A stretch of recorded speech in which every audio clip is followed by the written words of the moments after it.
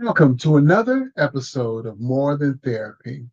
Today, we are thrilled to welcome a guest who bridges the world of high stakes journalism with the deep therapeutic power of storytelling. Our guest spent 45 years in the trenches of journalism, including a pivotal role as a White House correspondent during the Reagan presidency. He took that deep knowledge of truth and tension and channeled it into a six award-winning mystery suspense thriller novels. But beyond the thrillers, his true specialty lies in helping people heal. He's a respected writing coach who helps wannabe writers become published authors. And that's why he's here today to help me and my partner Judith get on the road to being famous in this authoring world. He teaches people struggling with loss how to use the written word as a pathway to healing and purpose. Please join me in welcoming the journalist, novelist, and writing coach, John DeDakis. Hello, Felipe. Good to be with you. You as well, sir. Thank you for appearing today on the More Than Therapy podcast. Good to be here. Thank you. Thank you. Thank you. A writer, a journalist, Before we get into the meat and potatoes of today, we got to go way back. Ronald Reagan. I know that's way back. This is not the Today's Republican Party is a far cry from that Oh man, Republican Party. he would be considered a traitor now. Yes, yes, I'm sure he will. This is a far cry. His words have been minced and trounced upon to what we have today, and it's very deplorable. I'm not Democratic or Republican. I'm independent, but just to see what's going on today is a far cry from when I first came into America and what I seen in politics at that time. Yeah. But let's get away from that. Your work often involves grief and loss, Right. not just death, but the loss of a job, a relationship, or innocence. Can you define what writing to heal truly means in the broader context? I think at its core, it means that you need to know yourself well. The better you know yourself, I think the better you'll be as a writer because you'll be coming from a place of personal authenticity. So I think, just at its very root, the best pathway to healing is to know yourself and then just be willing to tap into it, move toward the pain, and be able to articulate it. You, pain. Could you walk us through the I feel sprint exercise you recommend for overcoming perfectionism and accessing deeper emotion? I think that I think it's a strong instinct that we have to be as good as we can be. But I think that we get on thin ice when we think we can be perfect. That's an elusive goal. It's a worthy one. I think it's wise to try to be as good as you can be and to see progress there.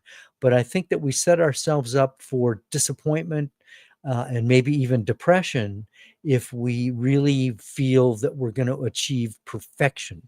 I think that's just unrealistic. And so I think that we need to be willing to accept ourselves where we are and at the same time commit ourselves to becoming better. There's always going to be room for improvement. So, get perfectionism off the table because that's not going to happen. But be as good as you can be with a commitment to getting better. Does that help? Does you don't strike me as a person who was in the Reagan administration all them years ago. Well, I wasn't in the administration. I was a reporter, and Oh, okay, okay, okay. so You shot from the reporters. hip. That's right. Reporters are trying to find out what's really Yes, going on in the yes, administration. yeah. Okay, okay, okay. Thank you for clarifying. Sure. You describe pain as a creative force. How do we responsibly mind the pain without reliving the trauma in a harmful way? I think if you capture this for us, You Mm, might have just killed my practice, but that's what I always told myself. I came into this work to work myself out of the work. Let's work. yeah, boy, that's a tough one because you have to move toward the pain and you have to feel it. You have to be willing to feel it.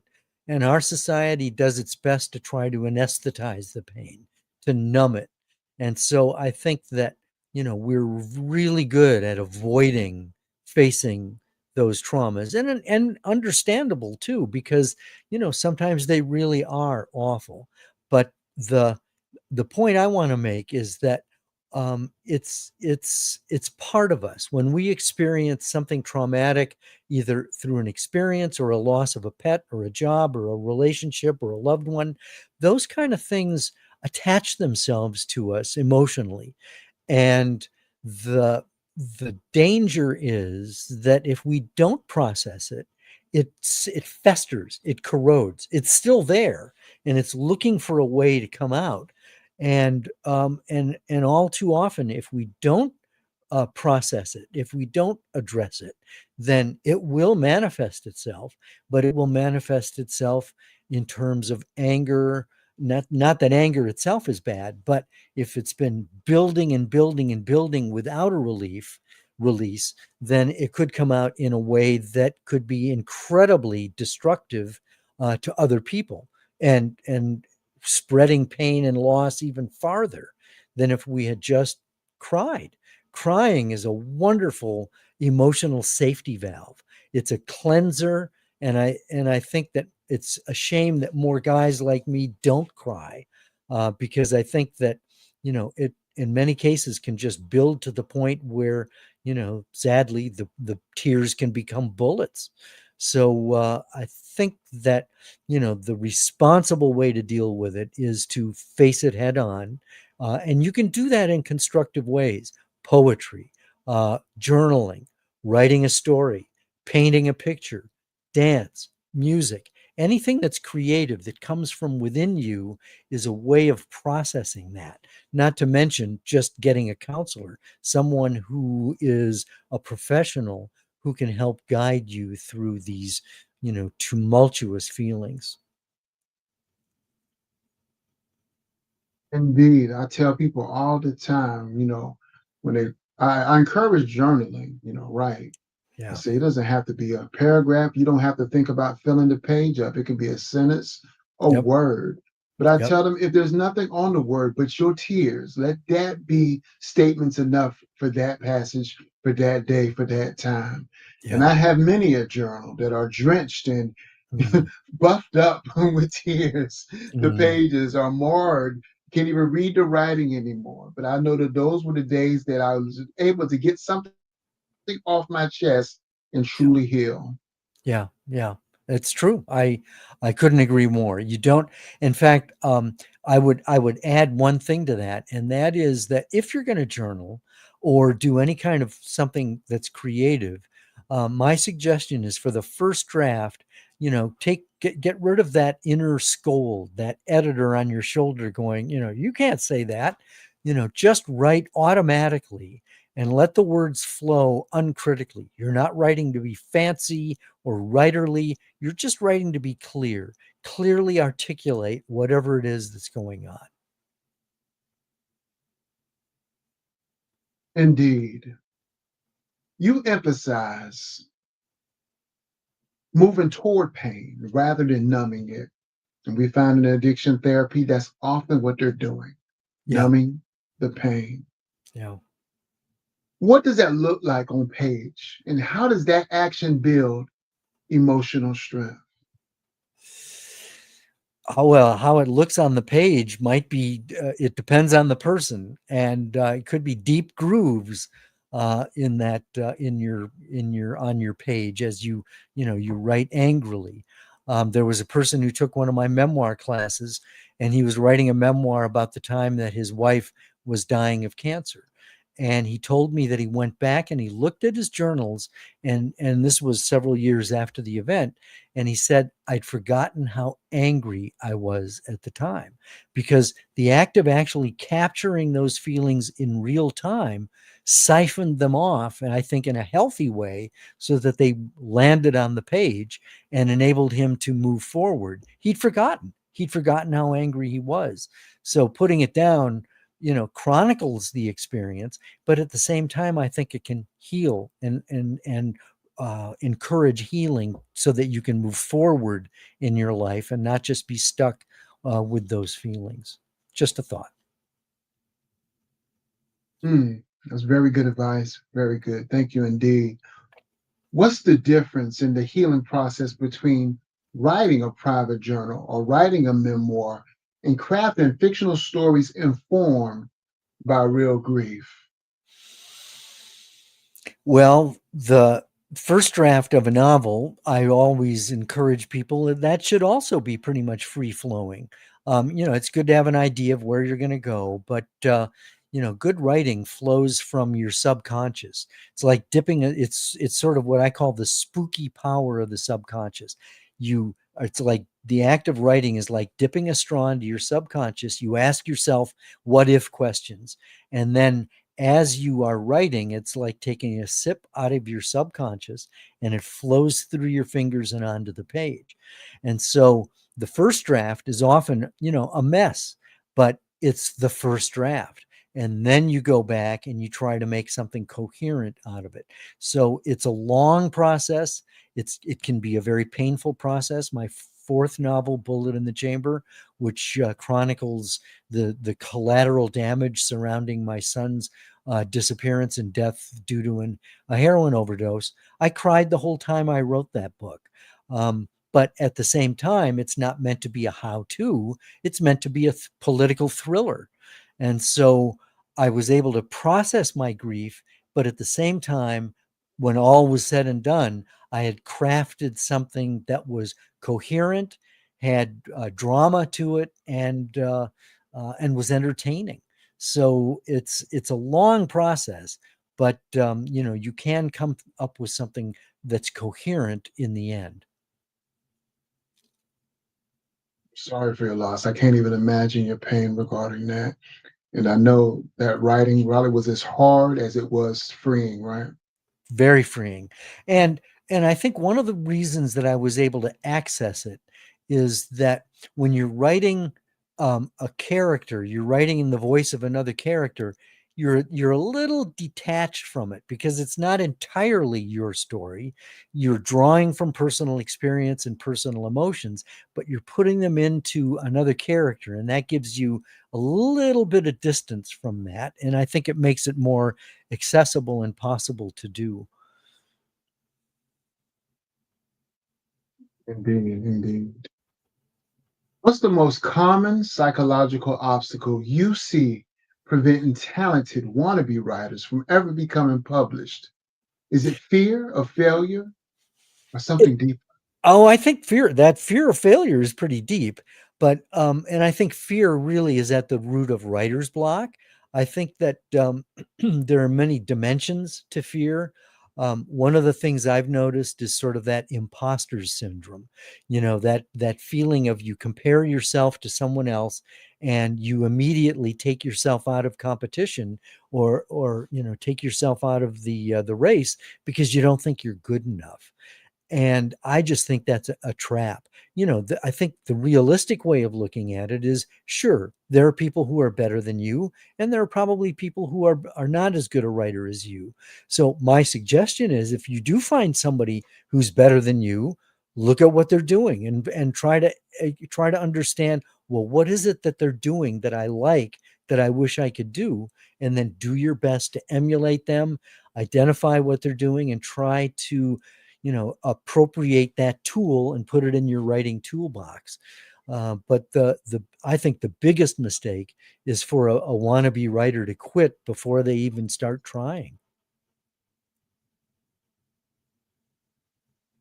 Indeed, indeed. I wrote something in 2020, early 2020, regarding the pandemic, and I never wrote again. And Oh, then something struck me. It was something that it was just so many men around me that were internally suffering. And I felt compelled to write again. So I wrote something about 6 months ago now to speak to them that it's okay to not be okay. And that was, I hate to say it, but that was more for me than it was for the people I thought I was writing to. In essence, I was writing to myself, you know what I'm saying? right. Yeah, I So, do. I think, mhm. and you know what? I think you put your finger on something that enables us to reach, to reach beyond the screen, to reach beyond to other people. Because I think one of the reasons we write is to connect with other people. But again, it goes back to what I said at the very beginning. When we know ourselves, we're in a sense connecting with ourselves. And once we do that, I think we find that common thread that ties us together as human beings, because emotions are universal, and they cross genders and socioeconomic backgrounds and race and ethnicity and all these things. Everyone who is alive has the exact same emotions. It's just that we, process them differently, they manifest themselves differently, but inside they're all the same. And I think if we can understand that, and that we have that in common, I think that's the key to being able to connect with our writing, because it's human to human. We're just writing to connect. And so we get to know ourselves. And as we articulate that truth, it resonates with other people because they recognize themselves in it. Indeed. Let's discuss your powerful statement. Courage is fear in action. Yeah. How does a writer with an empty page harness their fear and move forward despite of it? Because fear is an Oh, acronym. yeah. False evidence appearing real. Let's Yeah. talk about it. Sure. Well, look, there's what I call the fear continuum. There's recklessness, that's lack of fear altogether. There's caution, that's when we count the cost. Is this going to kill me? Am I going to lose my health or whatever? And that's a good fear to have because it helps us survive. There's cowardice, that's when we know what we should do and we freeze up. But the goal is courage. But the interesting thing about courage is that it doesn't mean it's the absence of fear. It's sort of like the guys who stormed the beaches of Normandy in World War II on D-Day. Were they afraid? They were terrified, but they went forward anyway, despite the fear. That's that's fear in action. That's courage. And so I think that the takeaway is that if we can identify what it is we're afraid of and figure out why we're afraid, and if we're writers, chances are the fear is being rejected, not being perfect, failing, all of those things, which will happen. But nobody's shooting at you. It's not a life and death situation, but it can feel like it. And so my suggestion is the way you harness the fear is you move forward anyway. You harness the fear. You don't wait for courage to show up. Courage is a byproduct of going forward in your fears. And what happens then when you find out that the result wasn't nearly as bad as what you had anticipated, then you have inner strength and you have the confidence to do the same thing again because you've been through it. It's not as bad as you thought it was. And so that courage allows you to then face the next fear and the next one and the next one. Indeed, indeed. In both grief and writing, we face the unknown. How can we use the act of writing to deconstruct fear so we prevent the unknown from being exaggerated? Hmm. I would say one way to do that is to get your characters talking to each other and maybe get them talking about fear and what it is that makes them afraid. And as they discuss this, especially if you're writing, just asking that question, setting your timer for 10 minutes, and then just write. write whatever it is you hear your characters saying to each other. You can give them actions and things like that, but the main thing is, what are they saying to each other? Because I think that they will instruct you, because you'll be drawing from personal experience. And at the same time, this spooky power that's in us, this spooky creativity, will manifest itself. And I think the act of writing is where we get our clarity, where we can get clarity and get some answers. It's just a thought. Give it a try. I mean, prove me wrong. It'll either be the longest or the shortest 10 minutes of your life. Indeed, indeed. Can you share an insight into the tremendous creative power of the unconscious mind and how a writer can dip a straw into that rich pool of memories? I can give you one example. I taught this writing exercise at a conference, and I gave the exercise 10 minutes, interview your character. Who are you and why do you want to be in my book? And there was a woman who sat in on that particular session. She was actually the woman running the conference, and so she wasn't a writer. She didn't have a character in mind, but she did the exercise. And I came across her the next day, and she said to me, that was a great writing exercise, because what ended up happening, not only did a voice show up and I was able to get some answers and, write some things down, but she said, when I was taking a shower this morning, the guy showed up and said, aren't you going to ask me any more questions? And so, what ended up happening is this non-writer did the exercise, and not only did a voice show up, but the voice took on sort of characteristics of being a person, to the point where that person manifested himself again later on, and wanted more attention, wanted another opportunity to get to express himself, which I thought was amazing. Indeed. As a former White House correspondent, what discipline did journalism teach you that has been absolutely essential for novel writing? Several. One is, you can't just sit there and wait for the muse to show up. You can't just, when you're a reporter on deadline, you can't light a candle and, play, cool music and have little wind chimes and, kind of wait for the moment. Doesn't happen. You have to write because you're on deadline, and you just write. So that was one thing I learned. I can write anywhere, no matter what's going on. The other thing that's one of the disciplines that a journalist has is that you don't have a lot of time or real estate, a lot of space. And so you have to be efficient in your choice of words. You have to write fast, and you have to write clearly. There's no room for excess baggage. It's got to be, trim and tight. Sure, you can go back and make it better, but those were two things that spilled over into my novel writing. Is just write. If you're sitting there and this is your session, get going, and then be as efficient as you can.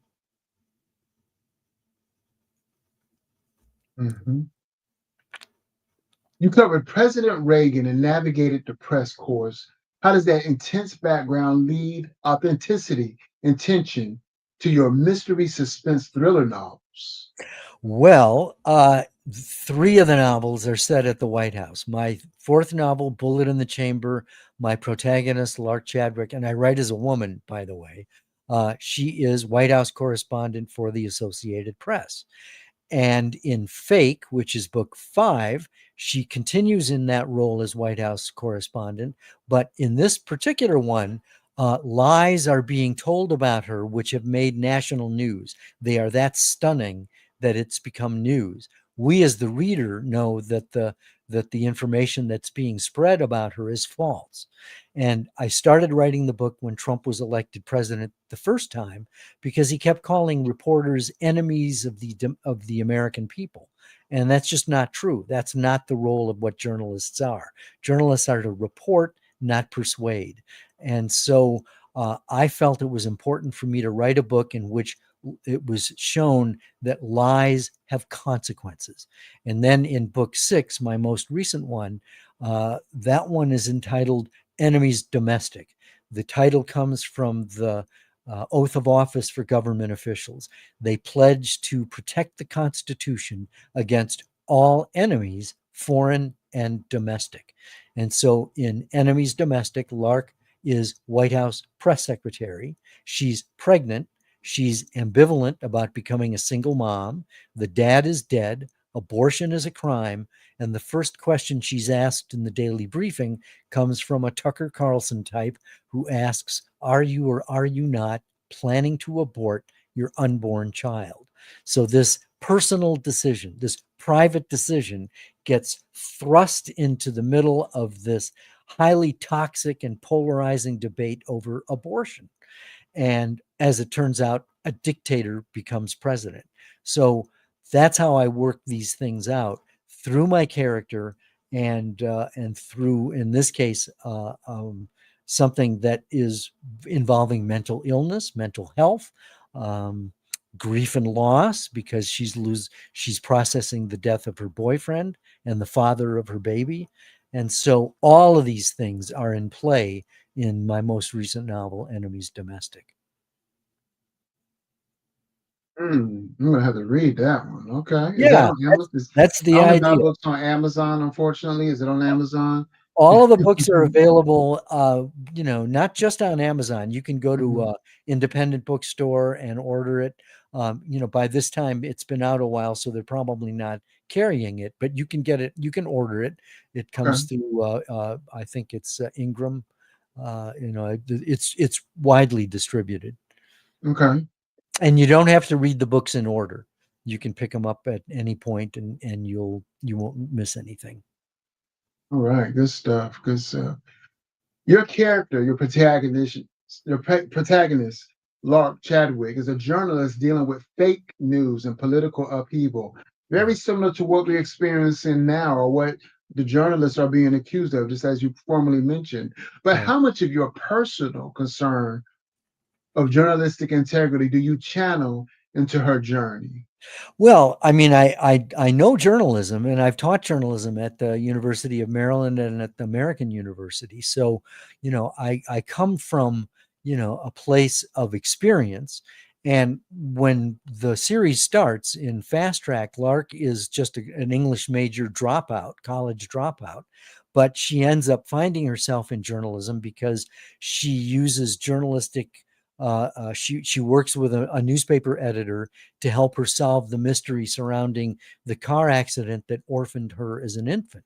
So she becomes a journalist, but she makes a lot of rookie mistakes along the way in terms of dealing with anonymous sources and things like that. So I bring my knowledge of how journalism should be done, but journalism is not perfect, because why? Because people are the ones conducting journalism. And so you've got bad apples in the bunch, and you've got people who misuse the forum that they've got.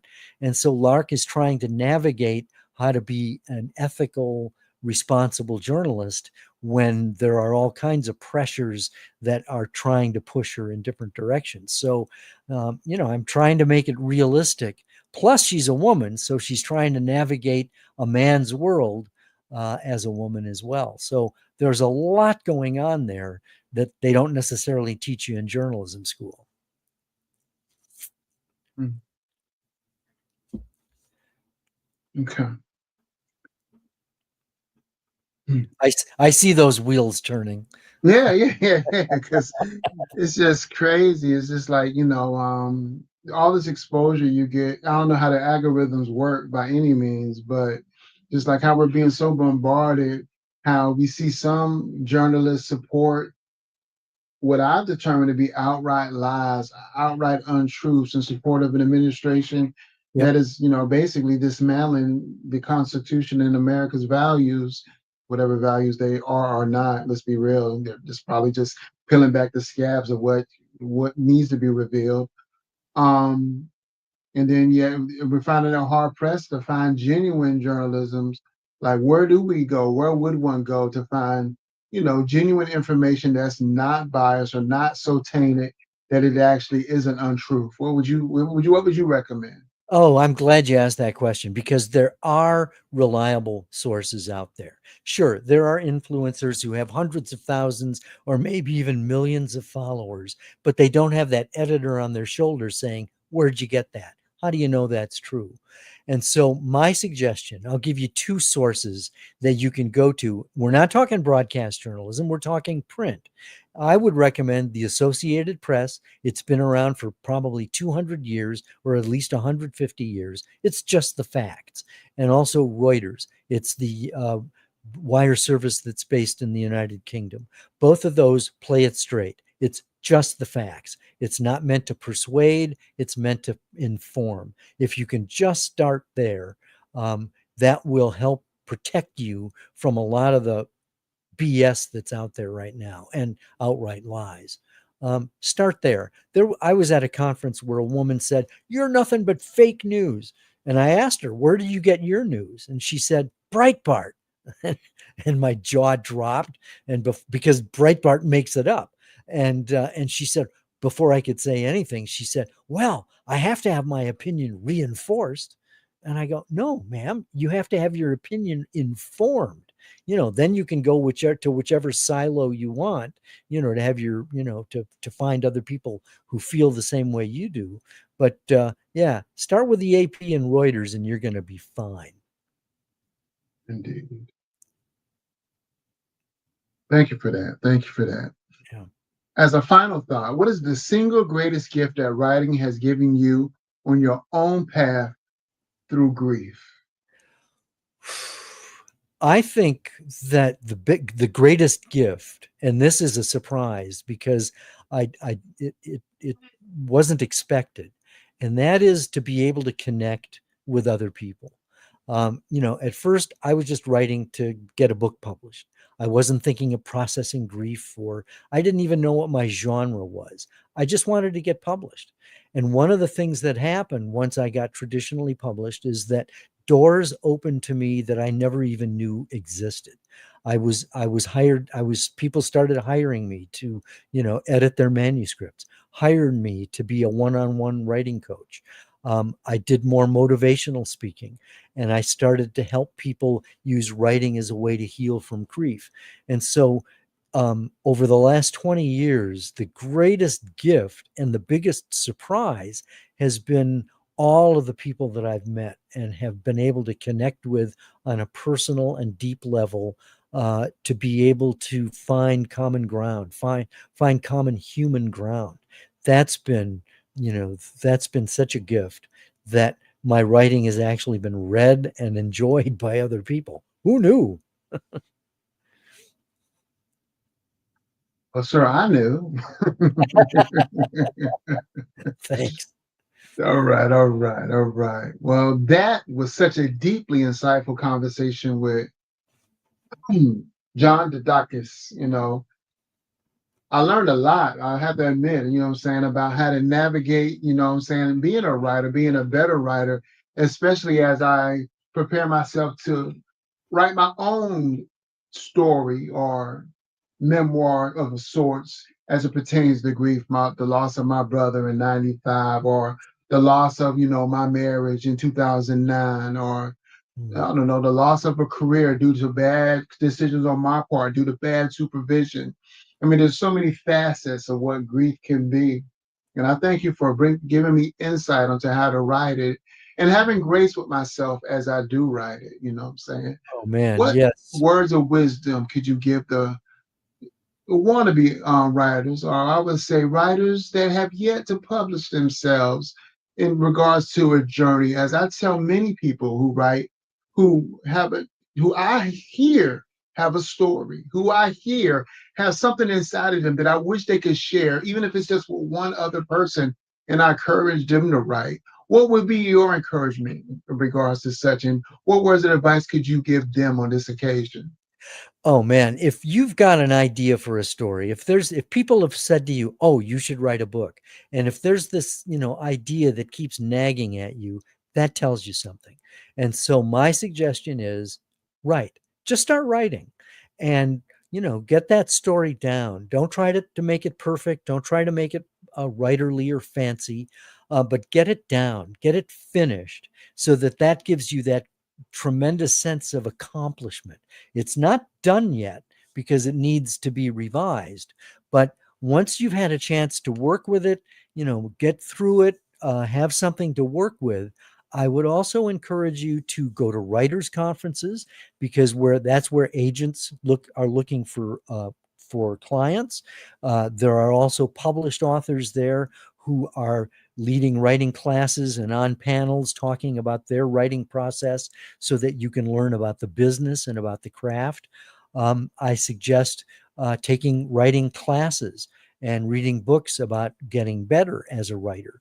So there are plenty of things that you can do, but I think starting with just that raw idea, that raw desire, just start writing without worrying about its quality, but just have something then that you can show to someone and get positive and constructive feedback so that you can then get better as a writer as well. So write and then get better. Indeed, indeed. And thank you very much, Mr. John DeDakis. I look forward to reading your books. I'm going to go to Amazon right after this podcast because I actually had a cancellation, and that means I have bandwidth. Yeah. Thanks, Felipe. You've made my day, man. For those who haven't already, please subscribe to the More Than Therapy podcast wherever you listen to or watch your favorite podcast. And please go to www.johndedakis.com/books and check out this amazing journalist who's been writing and who has guided writers for as long back as some of y'all have been living. Thank you. Be well, be great, and Ubuntu. I am because we are. And I'm glad I met you today, Mr. John. Same Take here, care. Felipe. Thank you. Indeed. Be well.